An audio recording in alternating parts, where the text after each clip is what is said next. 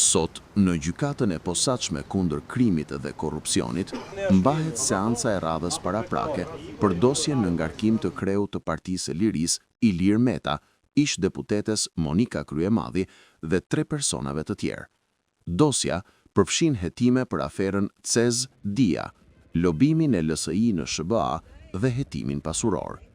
Meta dhe Kryemadhi akuzohen për korrupsion pasiv, pastrim parash dhe mos deklarim të pasurisë, ndërsa 3 të tjerët janë të akuzuar për korrupsion dhe pastrim parash.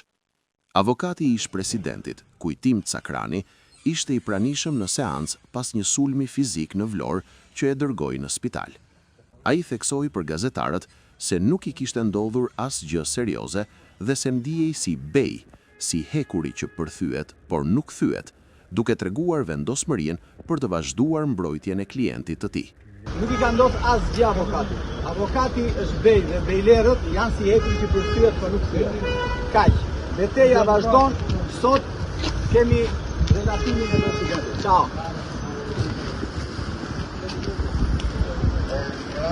Ndërkohë, Monika Kryemadhi u shfaq me batuta për mediat, duke thënë se kishte ardhur si intelektuale dhe ishte përgatitur me gjithë dokumentacionin për mbrojtjen e saj. Ska marrë sot si intelektuale. Veçantë.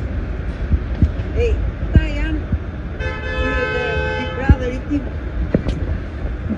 Ndaja. Do vetëm ju të filmoni, unë mos u filmoj juve. Robertin, si e ti për Robert? Më qeva, baby boss. Po më hytëm se më mirë. Se rrallë e prefe shpatën, për haqë. E kam? Shopër? Unë jam e pavarur. Ta gjykatat që janë pavarur. Tika se sot kam mbrojtjem. Kam bërë me gjithë të letra gati. Mos e diga se vë. Aktualisht, Ilir Meta ndodhet në burg që nga tetori i vitit 2024.